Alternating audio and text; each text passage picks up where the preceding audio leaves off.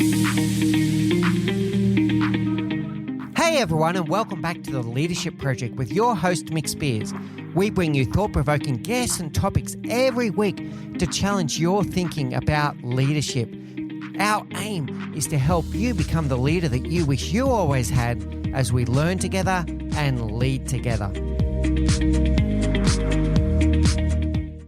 Hey everyone, and welcome back to the Leadership Project. I'm greatly honoured today to be joined by Claire Chandler. Claire Chandler is an executive leadership advisor, and she's the president and founder of Talent Boost. Claire helps organisations to align cultures and HR strategies with their business to achieve their strategic outcomes. I'm going to be talking quite a bit about that today. We're going to be talking about this concept called growth on purpose and thinking about how we align our people strategies towards our business strategies. And there's a lot of thought out there, sometimes a dichotomy between performance versus a caring culture, etc. But we're going to unpack that and hopefully demonstrate to you that it doesn't have to be a dichotomy. It can be something that can have great alignment and can achieve you great success. So growth on purpose, focusing on people, but all aligned to strategic business outcomes. So without any further ado, Claire, I'd love it if you shared a little bit about your rich background and what led you to be focused in the work that you do today. Well, thank you, Mick. It is such a pleasure to be here on your show. So I am a self-professed corporate survivor. I spent the first couple of decades of my career in corporate America after, by the way, swearing I would never work in corporate America. I'm the product of a school teacher and a small business owner. And so corporate was not really on my bucket list, so to speak. But alas, when I finished school, that was where the opportunities lay. And I wouldn't trade the experience for the world. It was great. It was a great boot camp, if you will, for my entrepreneurial journey, which I really began in 2011. Because I learned a lot. I served under a wide variety of leaders, both great, highly followable leaders and leaders I would never wish to emulate. And I just had a great opportunity to sort of find my passion and find my why and hone my own craft so that when it was time for me to take that leap and start my own entrepreneurial journey over 10 years ago, I was able to do that with a bit of a sturdier foundation. And so I left corporate in 2011. I quite honestly wandered the earth for about 2 years. I did not form my company Talent Boost until 2013. It really took me that long to narrow down into what my niche would be, what I really wanted to focus on of all the things I could do and all the ways that I could bring in revenue and build a business. What did I really want to drive toward? And so I landed on or narrowed in on really helping leaders at all levels, but primarily the highest level leaders in large organizations to shape culture more intentionally and in ways that actually drive greater success. So that is really the focus and kind of the driving force of my business. Oh, there's lots to unpack there, Claire. I'm really excited about this discussion. This is going to be a lot of fun. So I want to unpack the first part first. Let's go with corporate survivor. Corporate survivor, that's a really interesting term there. And you said that you've served, that was an interesting term as well, I have to say, but served under several leaders, good, bad, and ugly. Tell us what you learn about yourself through that journey. You know, it's interesting because one of the things that I observed in corporate was that here was an opportunity to build a career and learn from a lot of different people, come into my own as both a people leader, as an individual contributor, as a subject matter expert, and then ultimately going through the HR discipline where I really found my passion. And what was interesting was I didn't know what to expect when I first entered corporate. And what I quickly found was while most corporations advertise and sort of lead their employer brand with, we want people with an entrepreneurial spirit. We want people to come in with their unique talents and energies and ideas, and we'll figure out a way to combine the best of that so you can bring your most authentic self to work, right? That's sort of the catchphrase now. But what I found was pretty quickly, the first time you try to embrace your own unique personality, a little bit too fully and perhaps a little bit too loudly, most corporate structures are built around conformity. they're not really structured, and most organizations have not figured out how to channel the best, the most unique, the most innovative of what different people bring to a culture. And that's why it has been so hard, in my estimation, to integrate cultures, to retain the right talent, to motivate people to be innovative and to help their company win. And so for me, kind of early on, well, actually, it took me a little while to realize that the best way for me to forge that kind of unique path was to find my own walk and stay true to that walk and pursue my own path. Because if I was waiting for the company to sort of show me how to bring my most unique self, my most dynamic personality into my role, they were still trying to figure out how to do that. And so I had to kind of find my own way. So yeah, it was kind of, I think, one of the biggest lessons I had. It's really cool, Claire. I want to unpack that a little bit further. So you say, find your walk, walk your walk, right? And I want to take a step back then, because what you were saying is, I'm going to say there's a bit of rhetoric out there. There's a bit of put some values up on a wall, but an incongruence then with action. So there is, I think, an increasing awareness that we want to employ people for their superpowers and for the beautiful creatures that they are. And we have a lot of leaders talking about creating an environment where people can do their very best work and come in, be your authentic self, like you said, etc. But then the culture, the processes, etc. of the business kind of, chew them up and spit them out. That's probably a bit too extreme, but doesn't fully enable a world where people can bring their superpowers to the table and be themselves, right? So we've got one part is there's an intention where people are saying that they want to do that, but then somehow we get wrapped around bureaucracy or whatever the case might be, and the culture doesn't allow the very words that are coming out of our mouth. What do you think needs to be challenged there? So I think there's a couple of things. First of all, I firmly believe that leaders at the very top of an organization shape culture. I think the biggest myth in organizations is that culture bubbles up from the bottom and that people just sort of organically create culture and contribute to culture. And I have found the opposite to be true. I think if your executive leaders do not model the behavior they want to see repeated, they're not going to build a very positive, inclusive, diverse culture, right? And so, as I said, I've been around some executive leaders who are absolutely inspirational and people that I would follow to help pursue the mission that they have set forth. And there are other leaders that I would absolutely never emulate. And the distinction is the leaders that are followable are the ones who stand in their conviction, right? They believe passionately in what we are all here together in this organization or this company or this culture to achieve. And they don't go out and they don't try to sell their people on why that mission is important. They so internally and deeply believe in that mission, in that purpose, in that why, that you can't help but follow them. And I think that is the hallmark of more authentic leadership and of the start of cultures that actually can grow and can attract and retain the right people and can help people coalesce around a common goal. Yeah, that's really interesting. So, okay, culture starting with the leaders and around deciding the behaviors that you want and starting with role modeling those behaviors. And I'd probably add to that, then it also depends on what they celebrate, what they reward, what they tolerate as well. But certainly starts with role modeling. And you use this word followable. I love it, by the way. Followable is a leader that someone has conviction, lives, breathes, and eats the mission so much that it becomes almost infectious. And if you believe in that mission too, all of a sudden, a leader that's out there that's living, breathing, and eating that mission will surround themselves with other people that believe in that mission. So that's really interesting. And you've also now used the word emulate a few times, both positively and as something to avoid as well. I want to test something with you there, Claire, which is, I think one of the things that can happen here is a lot of people fall into their first leadership role, right? So they get tapped on the shoulder. They've been wonderful at the craft, great software engineer, great nurse, great accountant, whatever it is. And they fall into a leadership role before they've ever really thought about what leadership is, before they've had any training on what leadership is. And they fall into the trap of emulating the behavior of those before them. And that's how some of these cultures can perpetuate, right? So I agree with what you said about it starts with the leadership, but then it can get a life of its own and it can start perpetuating because people almost stumble through emulating behaviors of leaders before them. And if you stop them and ask them and say, did you even like it when that former boss did that to you? Oh, never even thought of that, right? So tell us about this emulation and about the things that you've picked in your career where you've gone, oh yeah, that was really good, versus, OMG, I never want to do that to another human being. Tell us more about this emulation.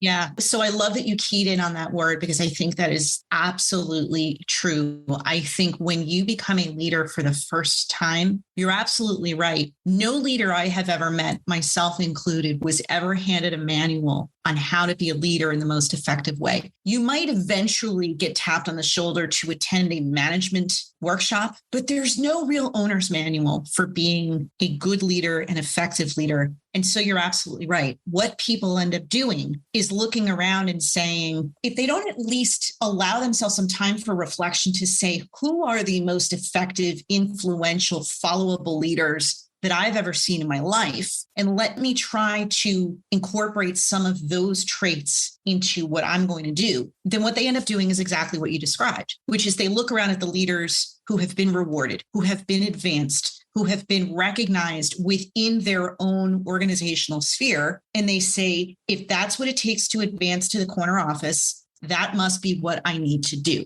And so obviously that sets first-time leaders down the wrong path. But I'll go you one better. I have also seen executive leaders, because again, I firmly believe that executive leaders especially have the biggest impact on a culture and behaviors and all of that. I've seen executive leaders make that same mistake. You have this sort of, I'm going to say stereotypical, but when you think of a CEO who's very inspiring, very charismatic, you picture someone who has this natural presence, right? And they will go on a stage, they will speak at a town hall, they will talk to large groups of employees or shareholders, or, be a keynote speaker at a conference. And you watch them and you say, oh my gosh, they're so charismatic, what a natural born speaker, et cetera. And what ends up happening, and unfortunately, I have seen this with disastrous consequences, other executive leaders who on the outside are not as charismatic, who don't find themselves to be as inspiring, say, I want to be like that. And so I'm going to copy what they do. And because inside that is not genuine to who they are,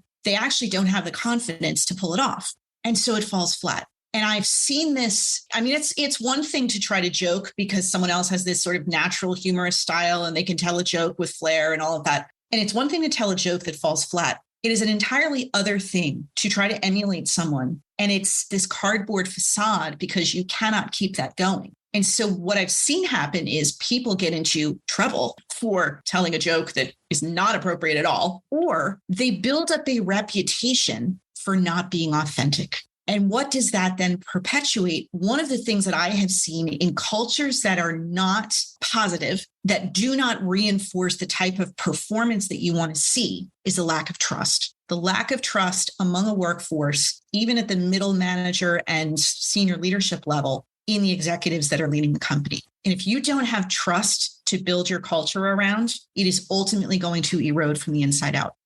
Yeah, this is really interesting, Claire. So what I'm taking here is around this word emulation again. It is an intentional act, first of all, but then it's also about making sure that you're bringing yourself to the table. And when you bring yourself to the table, it allows others to be themselves at work as well. So a bit of the role modeling of the behaviors there. But if you're pretending to be someone that you're not, there's an incongruence there. And you said that you can't keep that up, first of all. I'm going to say it probably creates inner turmoil because you yourself probably don't believe that you're that person either. The little bit of imposter syndrome kicks in, etc. So it's not great for the person and it's not great for the organization when someone is going, oh, I'm playing the role of inspirational speaker today. No, you bring yourself. So this emulation and picking and choosing the attributes or traits of leaders before you is fine, but then you need to bring it to be congruent with who you truly are and matching it to your own superpowers and having a bit of self-awareness about what you're good at and what you're not good at, and don't pretend to be Richard Branson if you're not Richard Branson. Well, and here's the trap that executive leaders sort of put themselves in, right? Because one of the things that I firmly believe in is if you are going to be an effective leader of others, you have to start with being an effective leader of yourself. And if we, as you had mentioned before, if we tapped people on the shoulder who were really solid individual contributors and put them into a position to lead others, we do them a disservice if we don't help them to understand how to lead themselves first. And one of the things that they have to do is exactly what you just mentioned, which is gain self-awareness. And you've touched upon this a couple of times already in the early part of this conversation. Everyone, whether you're an individual contributor and you will always be on that expert track, or you are an ascending leader at any level of an organization, you have to strive for deep self-awareness of, what attributes come naturally to you? What are you naturally good at? What motivates you? What is your preferred style of showing up in the world so that you can be as true and genuine to that as possible? Because that's what builds trust. You can also then do that deep reflecting of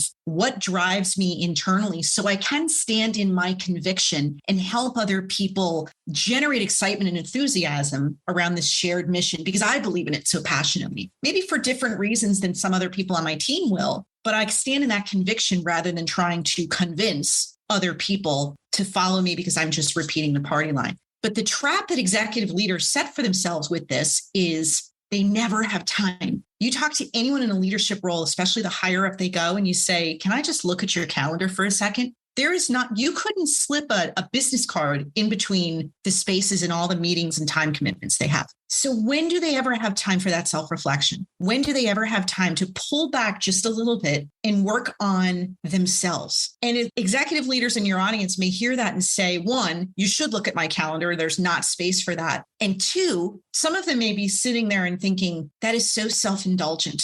I owe it to my people to be as busy as possible and out in front of them. And I always kind of say, and a good coach taught me this long ago, you can't fill from an empty cup. It is as true of leaders, team leaders, parents, coaches. If you're drained, if you don't have time, if you have not done that internal work to understand truly what drives you and why you're on the path that you're on and why you're in the role that you're in, you're doing a disservice to the people around you.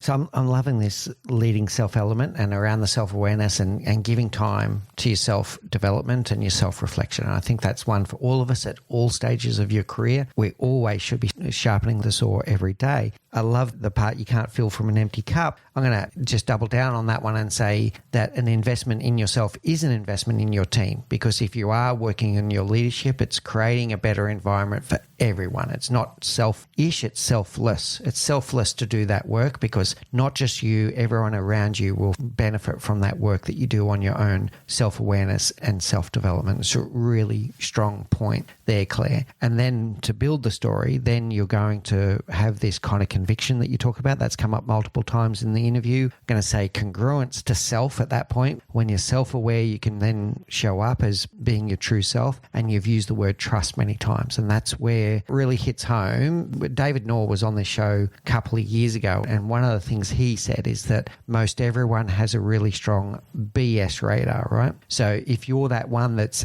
standing on the stage and you're not being yourself, trust goes right down. It goes right down because everyone's going, like, let's say it was me on stage and I was playing someone that's not me, and who is this? What's going on here? How can I trust a word that's coming out of this person's mouth? I don't know, they're putting on a performance, right? And I'm talking about theatrical performance here. Trust goes down when you're not congruent to yourself, but it all starts with knowing who you are, being true to yourself, and then that's going to build the trust. How does that sit with you?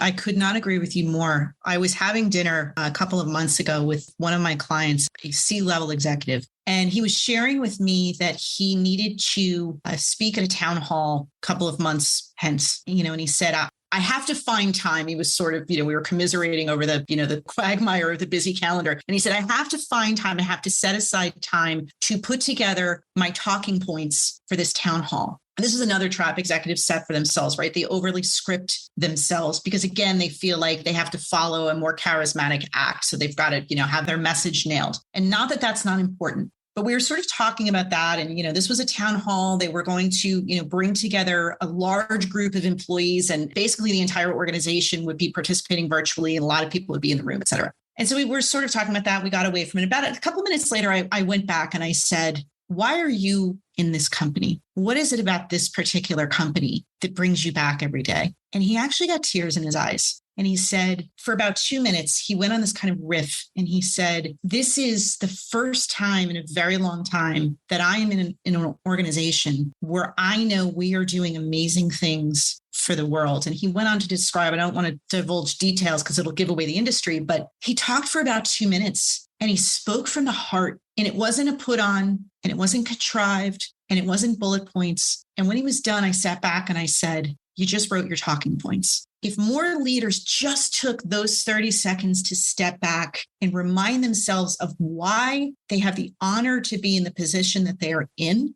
and speak from that place versus what are the bullet points I have to make sure I hit in the town hall so that they go out of here motivated to do good work. What motivates people to do their best work is to know that they're spending time with and around and for leaders who are followable, who are authentic, who can be trusted, and who are leading them along the right path toward a vision that everybody can share in.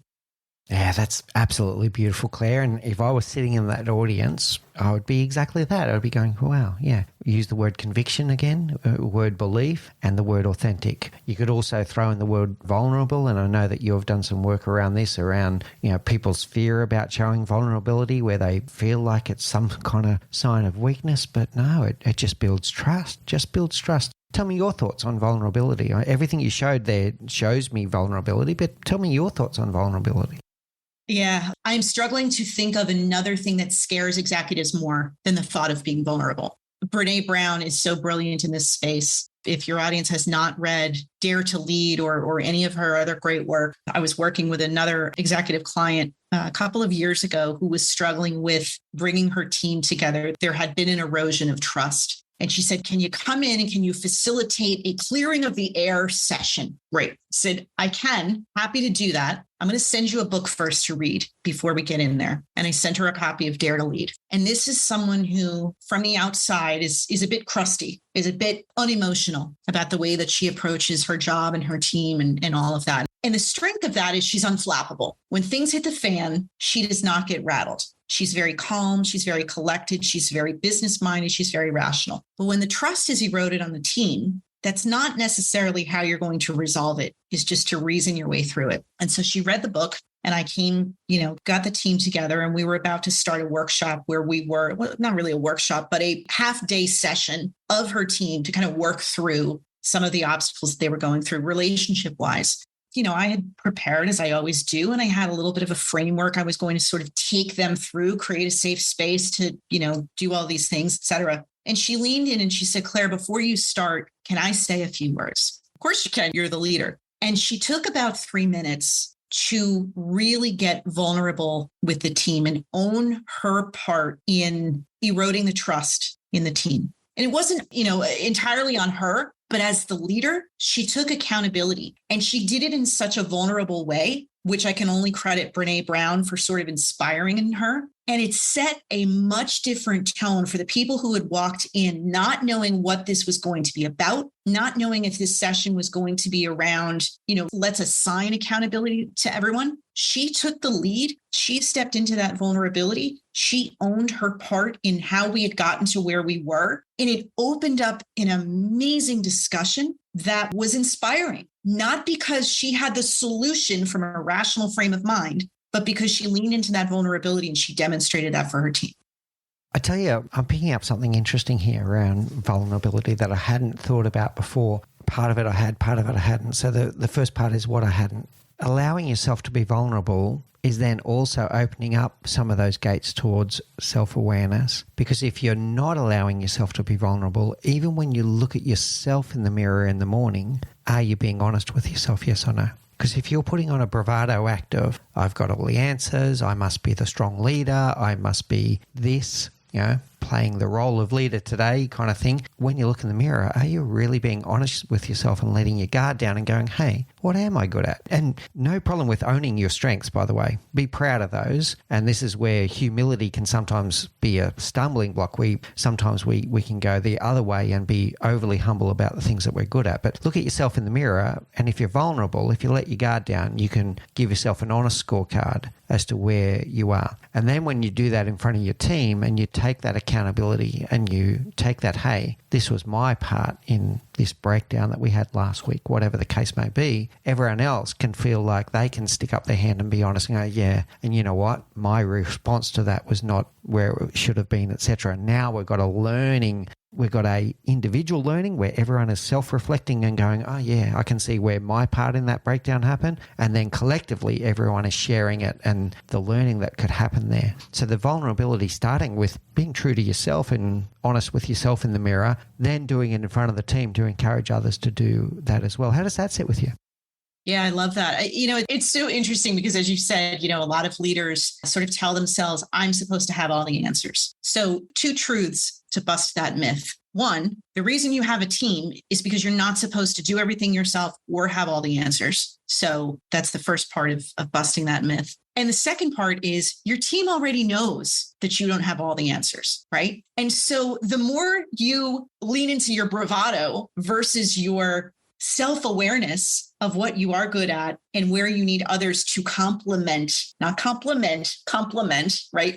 Balance you out, not be yes men. The more you lean into that vulnerability, into that self-awareness and into that self-acknowledgement of this is what I know, this is what I'm leaning on you to bring, and this is what we are collectively going to figure out together. And there's a difference between acknowledging that and demonstrating lack of confidence, right? Because you still want to be confident as a leader. You want people to understand that even for the things that you don't entirely know, you're going to figure out, you're going to bring in the right people and/or we're going to figure it out together. But you can't be cocky and you can't prop up, again, this cardboard facade of something that you're not because your people already know. The one thing you have in common with everyone else as a starting point is your fellow humans. And humans are, by definition, flawed. We're not perfect. My 4th grade teacher, Mrs. Azik, always said, she was about 80 when I had her, so I know she's long since passed, but she said, the reason they put erasers on pencils is because we make mistakes. And that always stuck with me because I'm like, oh yeah, that's true. We're not supposed to be perfect. We are not expected to be perfect. And, the leader who thinks that he or she has to have all the answers from day one. Well, no wonder you're overwhelmed. No wonder you have all this pressure and no wonder you are putting it on yourself to emulate things that are not genuine to you.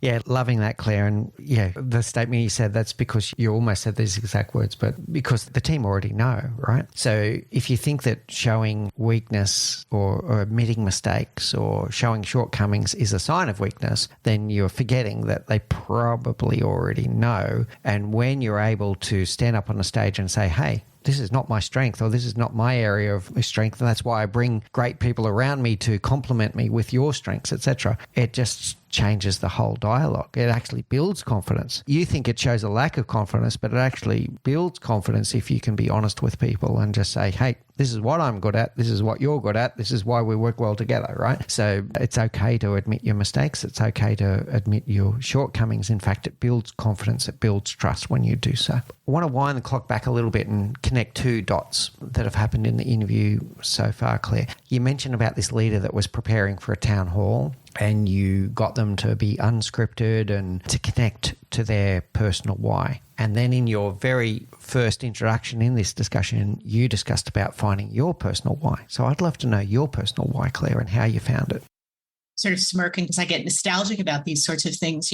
When I first went out on my own, as I said, I took a couple of years to really hone in on what my personal mission would be and, that I would build a business around. And originally I focused on the other end of the organizational spectrum. I focused on individual employees and I was doing workshops around helping people reconnect with their own passion for their work, their job, their role, their, what they were sort of all about. And these workshops were wonderful. And I had people coming up to me afterwards, thank you so much. I rediscovered my passion. I can't wait to go back to work tomorrow or the following week and have this conversation with my boss. And what invariably ended up happening was I was getting their passion reignited. And I was sending them back into companies and with leaders who were not as enlightened. So I had relit the torch and then they went back into these organizations and their managers said, I appreciate that you want to focus on this, but this is the job I need you to fill, right? So instead of entrepreneurial spirit, like where you're going with that, I can see how if I put you in the path where you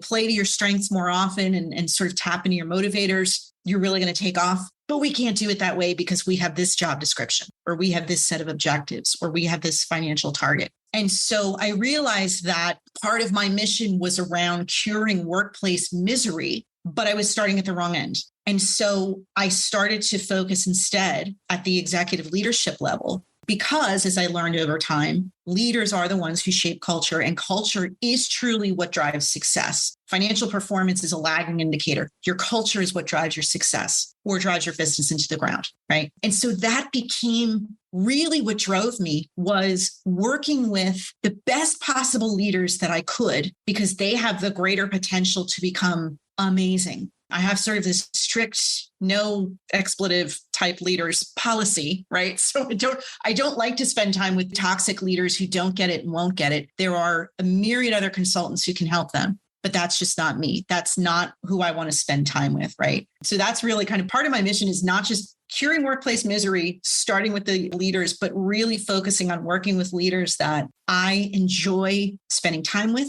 I care about them as individual humans, and I want to see them go from good leaders to amazing.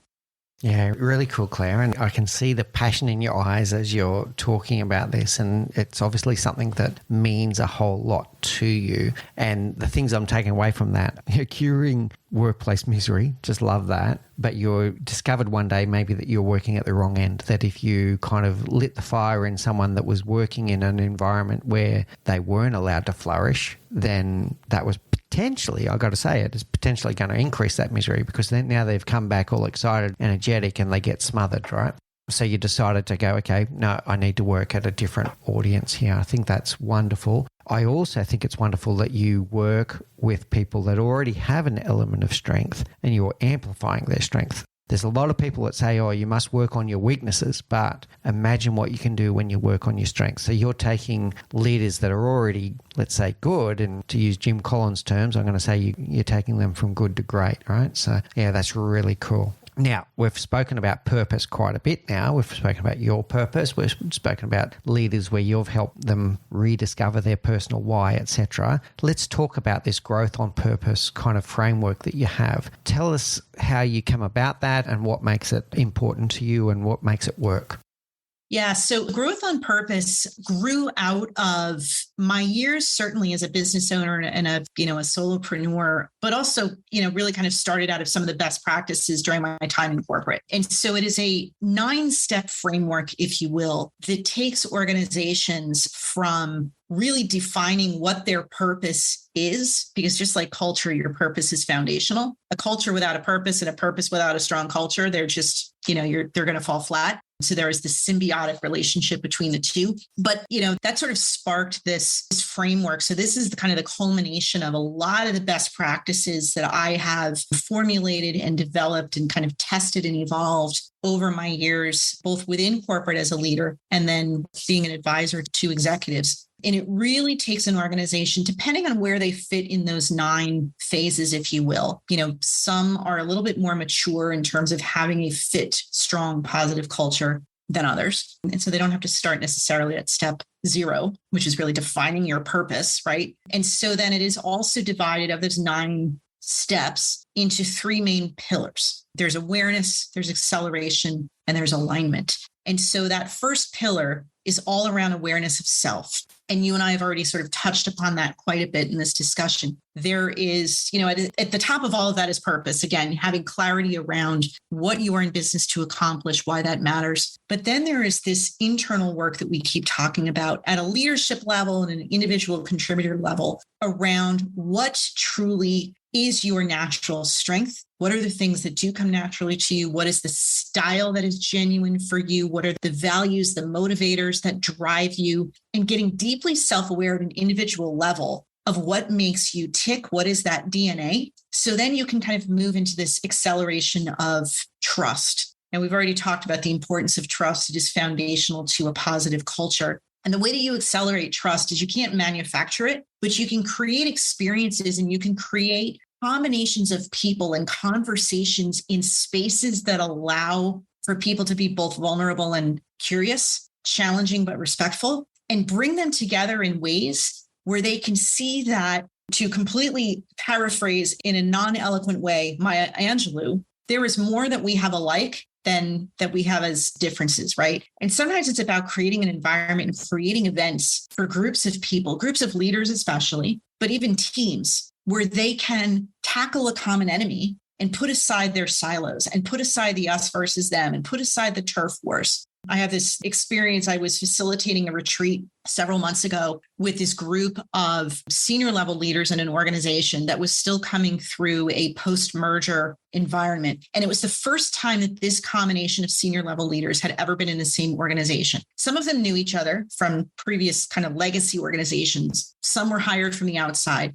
And so they had never worked together as a team before, and they were following or trying to follow the lead of someone that most of them didn't know. And so their level of trust in each other and in this leader was not very high. And so they had called me and they said, we have this very ambitious sort of set of outcomes we want to achieve in the next 5 years. Can you come in and help us facilitate a strategic plan that gets us from where we are today to where we want to get to? And that is all around alignment on what matters, which is the third pillar of this growth on purpose framework. But we weren't there yet. Because remember how I said there are certain organizations, you may be on a certain point in this 9-point roadmap of growth on purpose, and we have to kind of meet you where you are. And I said, I would be happy to facilitate the strategic planning session, but that has to be day 2. Day 1 has to be around strengthening the dynamics across your team. Because admittedly, when I spoke to each of you one-on-one, the trust level isn't really there. And we have to work on that first. And so they agreed and gave me latitude to do that. And so when they walked in for day 1, it was really interesting. I always kind of watch where people sit, what they migrate toward. Some people sit with people they know. Some people sit in the same seat, no matter how many days in a row you have a retreat. Some people drop their stuff, go straight for the coffee. It's one of those mornings. That's fine. And what was interesting about this group was they walked in and they didn't really talk to each other. They kind of went to their own seat. They, got their notepad out. They opened their laptop. Maybe they got a cup of coffee, but they didn't really interact with each other. And it wasn't that there was tension. There was just this lack of a bond, which I thought was really interesting. And so we spent that first day, day 2 was going to be all about strategic planning. We spent that first day on really helping them get to know each other on a more human level. So we had done some of that groundwork before they walked in the room around self-awareness. So I had done a lot of work with them one-on-one on, what drives you? What are you naturally good at? What are your blind spots? All of those sorts of things. And then we spent most of that day helping them to share that from a place of vulnerability and a place of self-awareness about what makes them tick and what they struggle with. And by the end of that day, they were laughing with each other. They were joking around. They were teasing the boss, who prior to that day, most of them said was a very intimidating person. They were teasing that executive. We all went out to a group dinner, and they practically had to kick us out at the end of the night because nobody wanted to leave. Day 2, strategic planning went great. They collaborated. It was wonderful. I'll skip that story only to say that if we had tried to start there with that group when they first walked in, I can guarantee you we would not have ended up in the place that we did, which was this collaboratively built plan with milestones that everybody bought into and committed to. We would not have gotten there, not on one day, had we not spent the time getting, kind of unpacking for everyone who they were as people, why they were there to begin with, what drives them, what they struggle with, and why that matters. And so that was a lot of that focus on that second pillar, which is acceleration of trust. And again, you can't manufacture trust. You can't go in there and pretend to be somebody you're not. You can't go in there and have all of your defenses up and say, well, that's good that you all want to share a little bit around what motivates you, but that's not for me. The more that you do that and you put up those walls, the more you're guaranteeing that you are never going to achieve that strategic plan. It's really interesting, Claire, and a key takeaway that I'm taking from that is around knowing where you are as a team and not trying to go to the answer before you've built some of the foundations, right? So we've got the awareness of self, the acceleration of trust, and then the alignment of what matters. I love the 3 kind of major pillars here, but if we haven't gotten through some of those initial stages, if we accelerate too fast towards the end goal, we might not have put the groundwork in that will enable that to be successful. So awareness of self is, I think, everyone in the room and a little bit awareness of each other. The acceleration of trust is the kind of, why am I here? Why are you here? Why are we here? And if we're able to have those conversations, we can build a bond that you said, build a connection and understand that we have more in common than we don't, and understand that my success is your success and your success is my success, and break down some of those us and them mentalities of, and I'm going to say some of the us and them also is about people second guessing each other's motivations. But if you've had those conversations,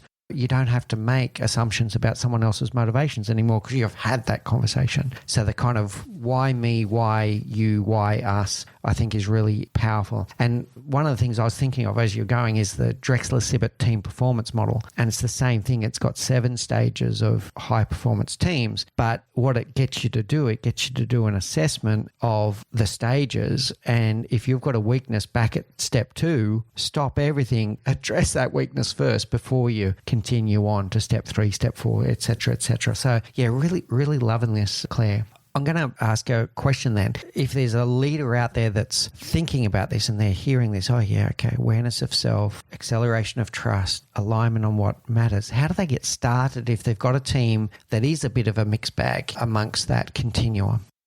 Yeah, so a couple of things. First, just to reflect back on the point you just made, because you are spot on. This framework is a journey. It is not a menu. It's not we're going to pick and choose which are the elements that are important. Think of it as a roadmap, right? And as you said with the example you just gave, if on step 2, you haven't done that, or that is, you have, as you said, a mixed bag of people who are either, really self-aware and others who are not. You can't now skip forward.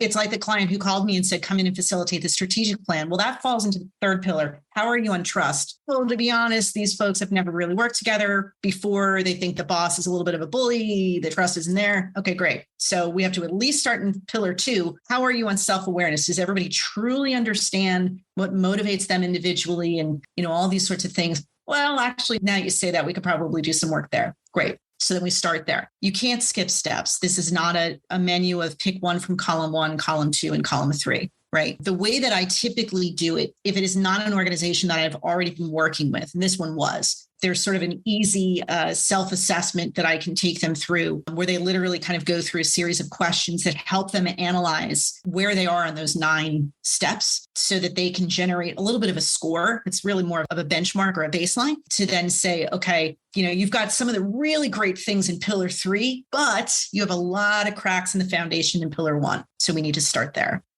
Really powerful. And now I want to connect something else to something you said before as well, which is all the executives that are in the audience now thinking about their busy calendars and how do I possibly find time for all of this? I want to position to you that it actually creates time. If you do this groundwork, have a look at your calendar, right? So those people in the audience that have got that calendar that you can't stick a business card in, like Claire was saying before, that's just jam-packed, you don't have any time. Have a think about the 9 steps that Claire's talking about and have a think about how much of your calendar is spent on addressing issues that bubble up because you didn't put in the groundwork. You didn't put in the awareness. You didn't put in the acceleration of trust. You didn't have the alignment on what matters. And all of a sudden, you're just busy being busy. You're not busy being productive. You're not busy leading. You're busy patching up. I don't know. It could be a conflict between 2 members that don't trust each other. And if they haven't done that groundwork to work out who they are and why they should trust each other and the fact that they are on the same journey together, your calendar is now full of meetings where you're in essentially dispute resolution. And if you did the work, if you did the groundwork to get this awareness of self, acceleration of trust, and then alignment of what matters, all of a sudden your calendar actually looks a little bit more purposeful and a little bit more intentional. And it's got more freedom in there for a bit of thinking and a bit of planning, not just being busy every day. How does that sit with you, Claire? That's exactly right. And, that example of the client who said, come in, we need you to facilitate a strategic plan. They got the fact when I called them on it, that if they only invested just 1 extra day on the acceleration of trust, which required them also to invest, one-on-one with me a little bit before then, but we're talking about an hour per person, right? It wasn't a huge amount of time. They understood that we got to a much more productive and impactful place by the end of that strategic planning day than we ever would have done because they allowed for that investment of 1 more day. And, admittedly, and I started that first day, that sort of team dynamics focused day with acknowledging and saying to them, I realize how busy you all are. I realize that it is never a good time to take 1 day out of the business to work on the business. And yet I've asked you to take out 2. And by the end of it, it wasn't even a question because they understood that had they not invested that time on day 1 to get the team to gel and to set aside barriers they were putting up that made no sense, they understood it then, right? And they kind of got it. And there's this moment that happens in all of these sort of group sessions, whether it's a retreat, it's a think tank, it's a workshop, it's a whatever. There's this moment that happens when the light bulb goes on where they just get it. And it's not typically collectively, right? It usually just sort of turns on person by person, but it always happens. That's the other part that drives me. I say to my clients all the time when they bring me in for these things, I am the least important person in the room. I am not there with a long white beard and I have all of the wisdom and I'm going to impart knowledge that you don't already have. You have it within you to take what you have that's good and make it great, or take what's great and make it amazing. You have it within you. I'm just here as a guide to create an environment where I can challenge you a little bit and pull it out of you, but it's in you. I don't want to say the best facilitators because I'm not trying to say that about me, but like a good facilitator does that, right? They pull that information out of other people. And it's part of what I'm after. But selfishly, when I get to that point where that click happens, it is so affirming for me. And it's what propels me. It's why I love what I do, because that moment happens. It happens in a one-on-one coaching relationship. But when you do that with a group and you create this sort of collective moment where they go, like, why was I fighting this? Right? Why was I mistrusting? Why was I labeling? Why was I not, being vulnerable, being real, being true to who I am, and acknowledging in a real way what I'm not, what I don't know, what I'm not good at, what I'm afraid of. Yeah, wonderful, Claire. And I got to share with you that when you talk about that, your face lights up. So that tells me that's your connection to purpose right there. When you get these moments of realization, the aha moments in a group that you're facilitating, I can see that lights your heart on fire, which is your connection to purpose. I think it's wonderful. And so many wonderful takeaways today, Claire, as we kind of draw us to a close. But doing this stuff, putting in the groundwork around this awareness of self, the acceleration of trust, the alignment on what matters, this is what's going to create space so that your team, you were talking about it, basically eliminating barriers to success, whether they're limiting beliefs or there could be even assumptions that people are making about each other, all this kind of stuff. When you do the groundwork to get rid of those things and build up that trust in the team, the trust in each other, the trust in the leader, then just everything becomes easier. So don't rush past putting in the groundwork of establishing an amazing culture, an amazing team built on awareness, trust, and purpose. Really, really powerful stuff. Many takeaways today, Claire. I'd love to take us now to our rapid round. So these are the same 4 questions that we ask all of our guests. So the first one is, what's the one thing you know now that you wish you knew when you were 20? This is a hard question because you asked me to narrow it to one, but I would have to say experiences and knowledge are far more valuable than stuff, right? And as someone who is no longer 20, I can tell my 20-year-old self that your level of energy and stamina only decreases as you get older. So take advantage of that youthful energy and enthusiasm and go out and experience things and learn from as many people as you possibly can. Yeah, I love that. Experience is a wonderful teacher, better than any other thing. Absolutely great. What's your favorite book? You'd have to pick a genre for me, but the one that has always stuck with me is Truman Capote's In Cold Blood.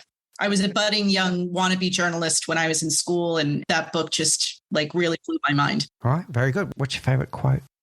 I'm going to be a little bit self-serving and use one of my own, which is the biggest impact on a company's culture is the behavior of its leaders.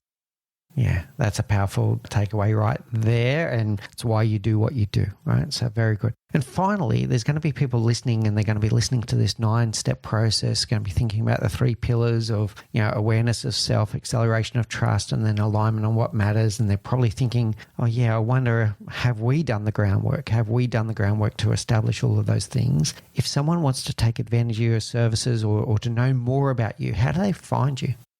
Easiest way is to go to my website, which is clairechandler.net. And I'm also on LinkedIn. So I'd love to connect with your audience and get to know them a little bit better. All right, brilliant, Claire. It's been such a pleasure talking to you today. I felt like I learnt a lot today. I always do, and today was particularly special. I feel like I learnt a lot. Therefore, I'm hoping the audience have also connected to what you're saying and have spent some time reflecting while they're listening about where they sit on this continuum and their team. Thank you so much for sharing your insights and your wisdom today. It was a great pleasure having you on the show.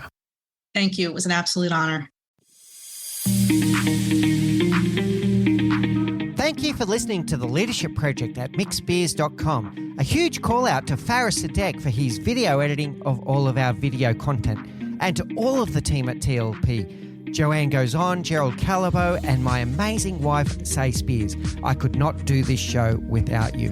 Don't forget to subscribe to the Leadership Project YouTube channel, where we bring you interesting videos each and every week. And you can follow us on social, particularly on LinkedIn, Facebook, and Instagram. Now, in the meantime, please do take care, look out for each other, and join us on this journey as we learn together and lead together.